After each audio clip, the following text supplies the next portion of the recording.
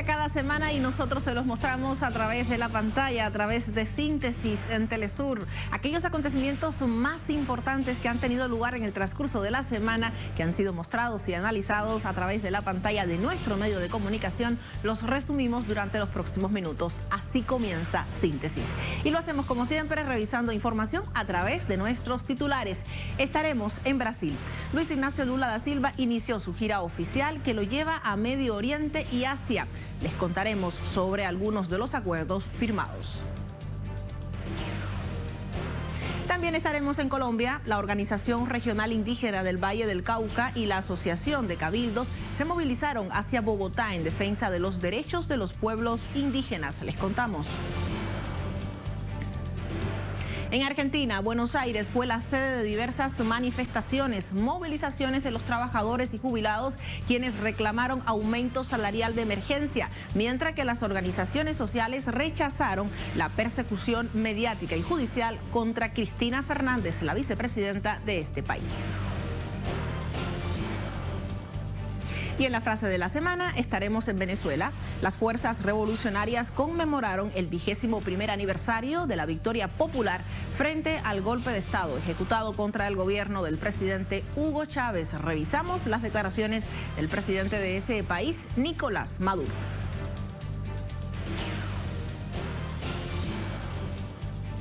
Comenzamos. Brasil recupera su destacada posición en el escenario internacional y estrecha aún más sus lazos bilaterales mediante la gira oficial que comenzó el presidente Luis Ignacio Lula da Silva a China y Emiratos Árabes Unidos. Les mostramos. El presidente Lula da Silva desembarcó el miércoles en China, un viejo amigo del país. Destacó la prensa local hablando del líder latinoamericano. Más que una visita, inaugura una nueva fase con el principal socio comercial de Brasil, luego de una relación política desgastada durante el gobierno de Jair Bolsonaro.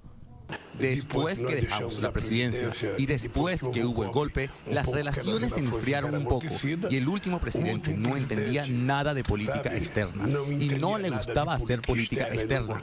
Yo quiero hacer una fuerte política externa porque Brasil debe volver a ser un protagonista internacional. La agenda de la delegación brasileña comenzó el jueves en la ceremonia de asunción de Dilma Rousseff como presidenta del Banco de los BRICS, con sede en Shanghái.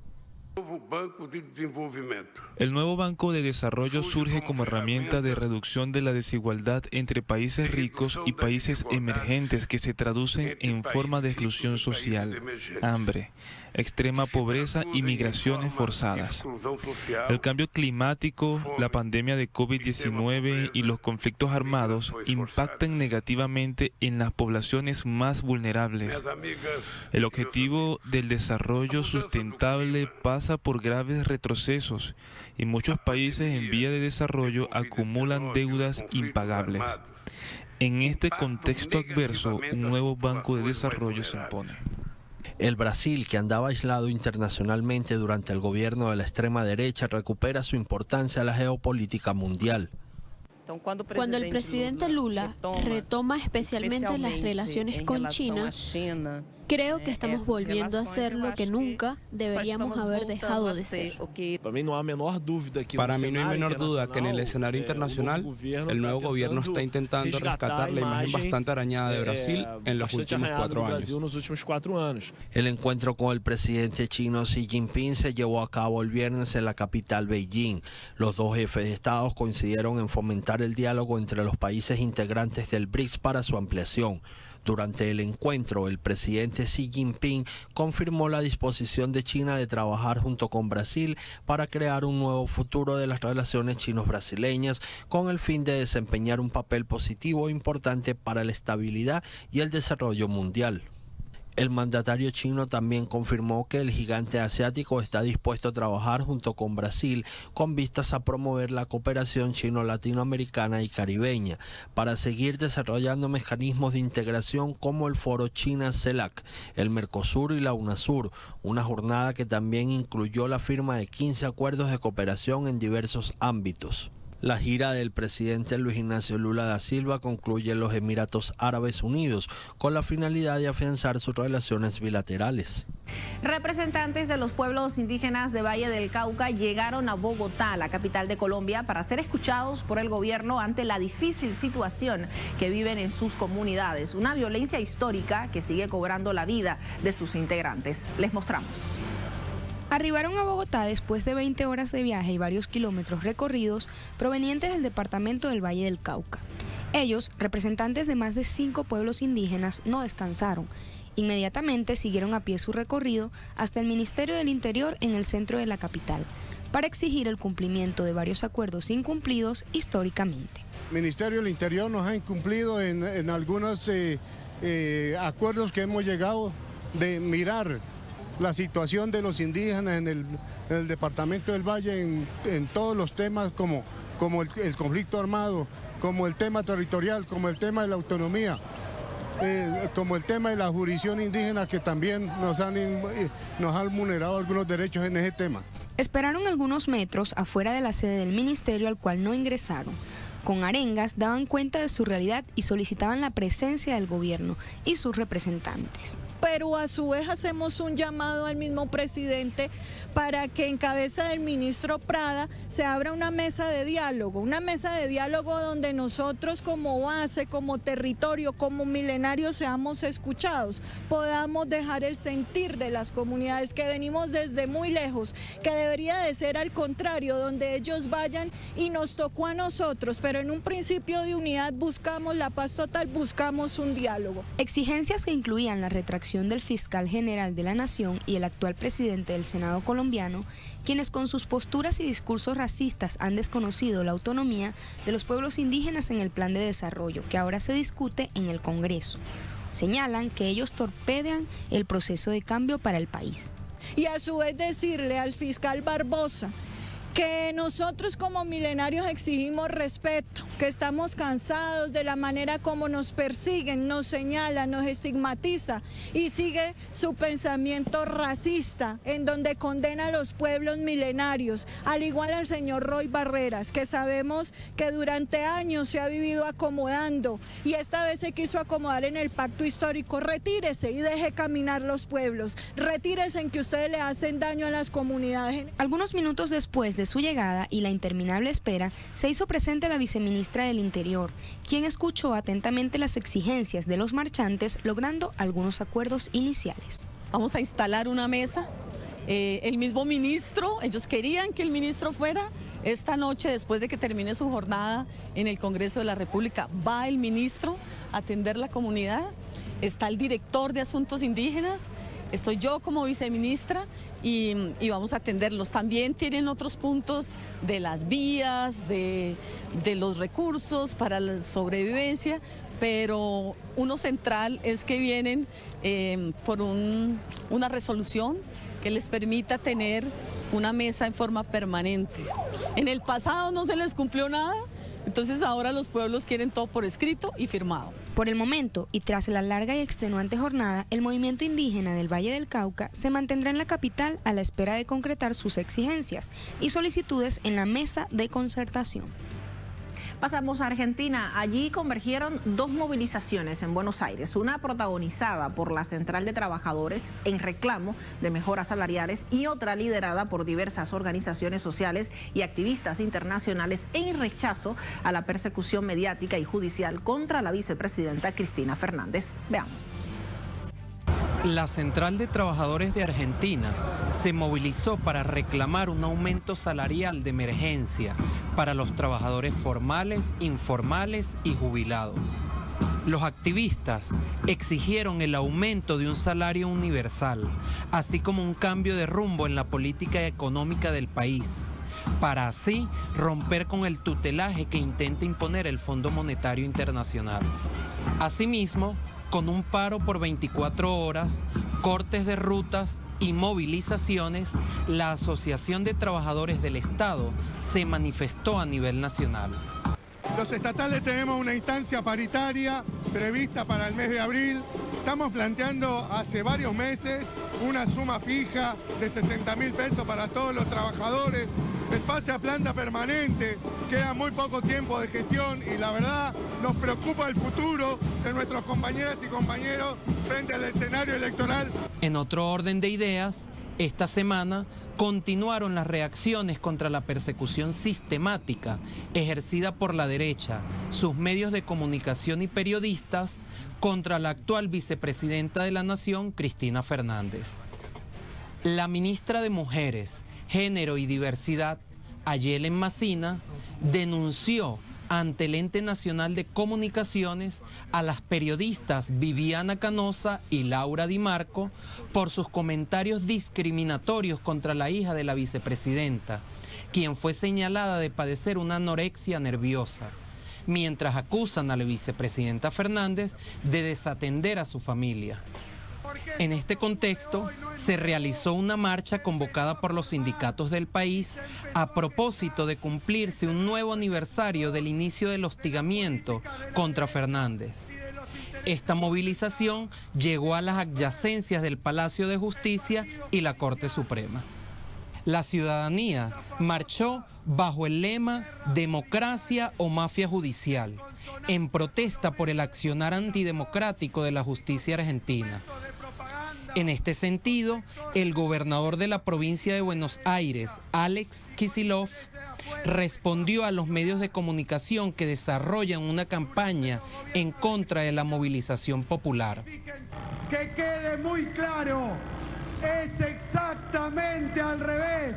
Venimos a defender la democracia, venimos a defender la justicia social, venimos a defender al pueblo que se expresa y se manifiesta sin limitaciones, sin restricciones, sin prohibiciones y sin proscripciones. Eso que quieren hacer, no nos engañen, no es democracia. Estamos acá defendiendo a nuestro pueblo y estamos acá defendiendo esa democracia hoy lastimada. Los diferentes gremios que hicieron acto de presencia frente a la sede de la Corte también exigieron la renuncia de los miembros del máximo tribunal y el cese inmediato de la persecución político-judicial y la proscripción de la vicemandataria. Y reiteraron que se mantendrán en estado de alerta en defensa de la vicepresidenta Cristina Fernández. Y al regreso de nuestra pausa estaremos resaltando en nuestra frase de la semana lo ocurrido en Venezuela. Fuerzas revolucionarias de este país conmemoraron el 21º aniversario de la victoria popular frente al golpe de Estado ejecutado contra el gobierno del presidente Hugo Chávez. El presidente Nicolás Maduro llamó al pueblo a formar un nuevo 13 de abril y permanecer unidos en la lucha contra la corrupción. Revisamos sus declaraciones a la vuelta de la pausa en nuestra frase de la semana. En síntesis.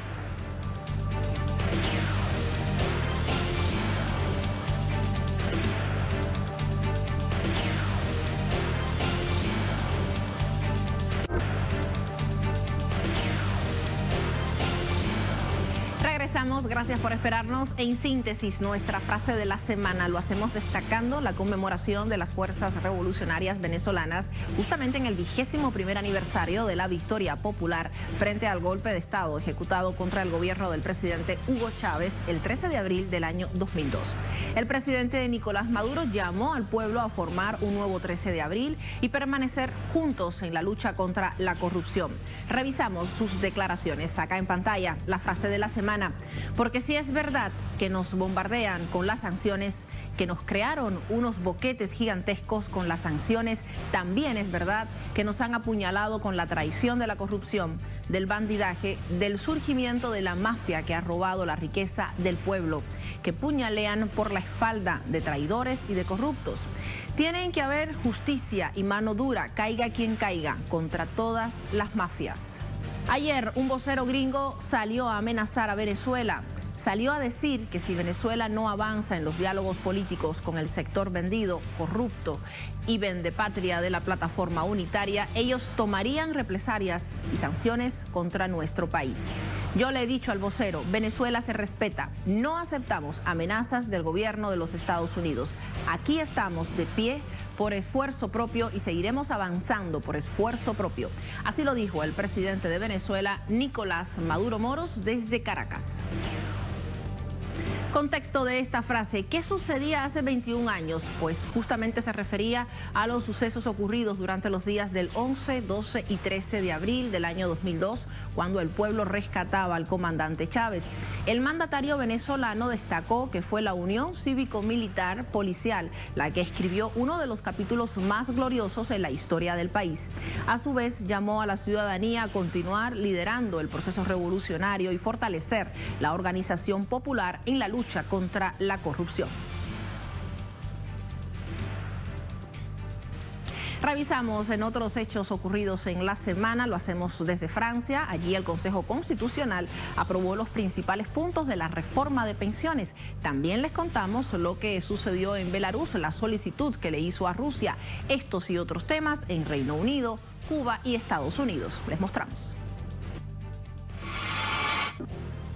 El presidente de Belarus, Alexander Lukashenko, solicitó a Rusia garantías de defensa y seguridad en su territorio en caso de que se produzca una agresión exterior en su contra. El mandatario aseveró que los países occidentales no acatan las garantías de seguridad ofrecidas a 3 países exsoviéticos en el memorándum de Budapest a cambio de deshacerse de sus arsenales nucleares de 1994. Un grupo de parlamentarios británicos exigieron a Estados Unidos que pongan fin al proceso de extradición contra el activista australiano y fundador de Wikileaks, Julian Assange, al cumplirse 4 años de su detención. Los parlamentarios advirtieron que la extradición de Assange tendría claramente un impacto negativo en el periodismo. Delegaciones de Cuba y Estados Unidos sostuvieron conversaciones migratorias bilaterales en Washington, D.C. En la cita se pasó revista al cumplimiento de los acuerdos migratorios bilaterales, cuyo propósito es garantizar una migración regular, segura y ordenada. En este contexto, Cuba reiteró su preocupación por las medidas de estímulo a la migración ilegal, al tiempo que reafirmó su disposición a cumplir y respetar, como ha hecho hasta ahora, los compromisos establecidos. Autoridades de Estados Unidos y México acordaron adelantar acciones para combatir el tráfico de fentanilo y armas, como parte del mecanismo de entendimiento bicentenario sobre seguridad binacional. El acuerdo fue alcanzado al revisar las prioridades compartidas de seguridad, salud pública y comunidades seguras.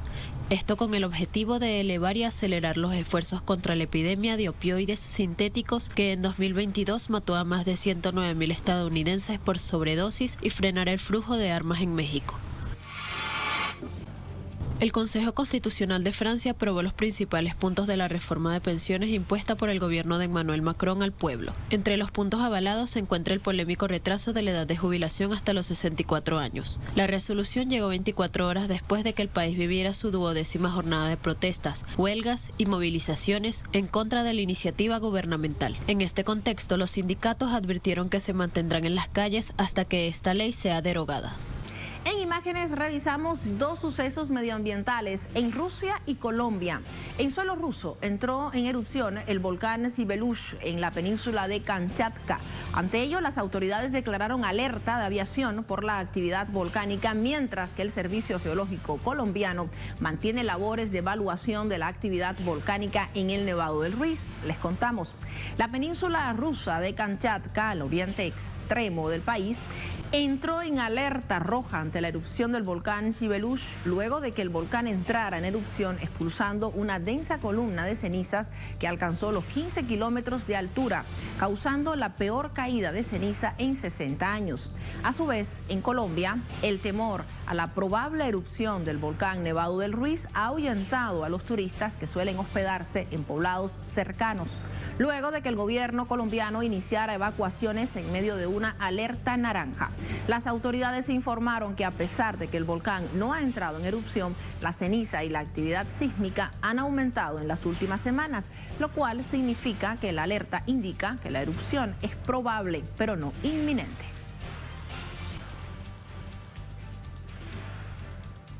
A través de las redes, en la plataforma de Twitter, revisamos las declaraciones del presidente de Venezuela, Nicolás Maduro, quien se pronunció en ocasión del fallecimiento de la ministra de Educación Universitaria y expresidenta del Consejo Electoral Nacional de Venezuela, Tibisay Lucena. A través de su cuenta, @Nicolás Maduro, expresó: hicimos guardia de honor a nuestra gran compañera Tibisay Lucena en nombre del pueblo y del gobierno. Llevamos nuestra palabra de solidaridad, condolencia condolencias y el acompañamiento más afectuoso a todos sus familiares y allegados. Honor y gloria eterna, así lo decía el presidente de ese país a través de su cuenta de Twitter. Hacemos nuestra segunda pausa y al regreso estaremos presentando lo más destacado en economía, deporte y cultura. Le adelantamos en temas económicos. El Fondo Monetario Internacional estimó un crecimiento económico del 1.6% para este año y de aproximadamente el 2.2% para el año 2024 en América Latina y el Caribe. En deportes, sobre fútbol estaremos hablando. La CONCACAF anunció los 15 estadios que serán sedes de los partidos de la Copa Oro de 2023.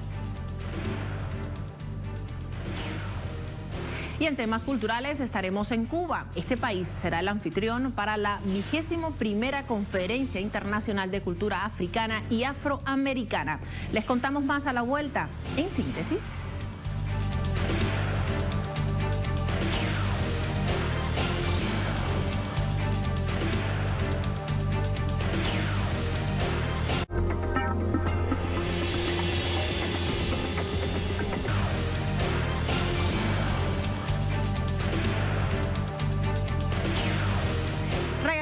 Y lo hacemos hablando sobre economía. Les contamos sobre las predicciones en estos temas que han lanzado algunas instituciones internacionales en esta materia para América Latina, el Caribe y el mundo. Les mostramos a continuación.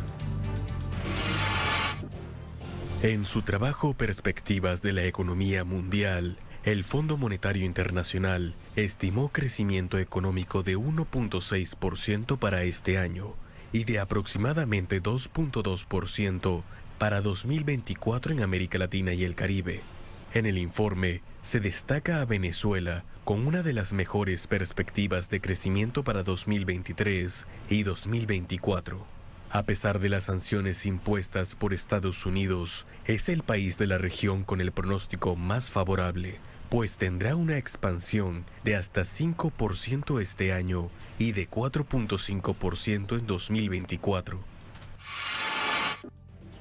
Por otra parte, el organismo multilateral rebajó al 2.8% el crecimiento mundial para 2023 y ve mayores riesgos de aterrizaje forzoso.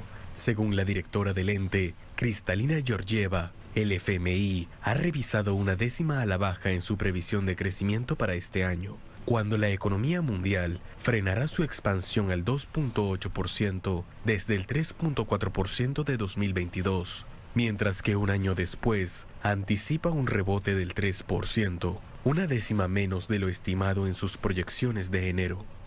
En materia deportiva, les contamos que la CONCACAF anunció los 15 estadios que serán la sede de los partidos de la Copa Oro de 2023 y además los organizadores del Mundial de Fútbol Femenino de 2023 comenzaron el conteo regresivo de los 100 días. Finalmente, les damos detalles sobre Miguel Ángel Superman López, el primer referente entre los 25 ciclistas colombianos que participan en el Campeonato Panamericano de Ruta.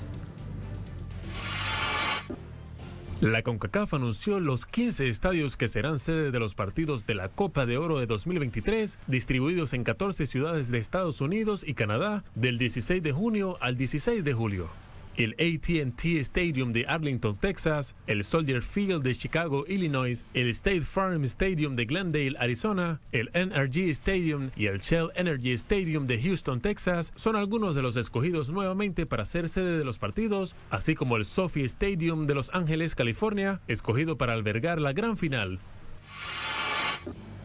A 100 días del inicio del Mundial Femenino de 2023, los organizadores, Australia y Nueva Zelanda, comenzaron el conteo regresivo con un llamamiento a la igualdad de género en el deporte. La Federación de Fútbol de Australia aprovechó la cuenta atrás para resaltar los avances realizados en aras de la igualdad de género en el deporte, pero también para remarcar que aún queda mucho trabajo por delante. Y es que comunicó que solo 40% de las instalaciones de fútbol en todo el país están calificadas como aptas para mujeres y subrayó que trabajan en las inversiones para los más de 2.400 clubes femeninos en Australia. Pasamos al ámbito cultural. Como le habíamos adelantado, Cuba será el país anfitrión para la 21ª Conferencia Internacional de Cultura Africana y Afroamericana, mientras que en Chile el documental Nada es como antes, basado en la experiencia teatral chilena de La Pato Gallina, fue seleccionado para participar en la 54 edición del festival Vision du Rire en Suiza. Estas y otras informaciones les ampliamos a continuación. El Foro sobre la Cultura Africana y Afroamericana se desarrolla en las instalaciones del Centro Cultural Africano Fernando Ortiz y pone a disposición de expertos, interesados y participantes un espacio para el análisis y debate de temas relevantes y la cultura. La cita contempla talleres que abordan los cambios y procesos de creación en diferentes medios del arte, como la danza, música y el cine. La sala del referido lugar de los saberes albergará el encuentro hasta el 16 de abril. El documental Nada es como antes es seleccionado a participar en la 54ª edición del festival Vision du Rire de Suiza. La cinta muestra el bagaje artístico de la peculiar compañía de teatro chileno, La Pato Gallina, al momento de montar por primera vez un clásico de Shakespeare en tiempos de pandemia. Además, el documental es el único audiovisual latinoamericano seleccionado e invitado por Vision du Rire. A 8 años de la muerte del escritor uruguayo Eduardo Galeano, uno de los intelectuales más influyentes de la izquierda latinoamericana desde 1971, cuando se publican Las Venas Abiertas de América Latina, Galeano dejaba claro el interés de las potencias occidentales en los recursos naturales de Latinoamérica.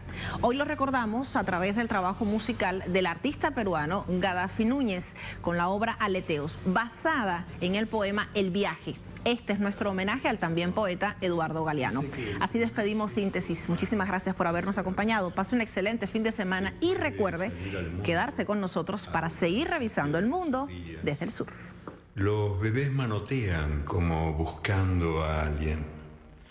Otros médicos que se ocupan de los ya vividos dicen que los viejos al fin de sus días mueren queriendo alzar los brazos.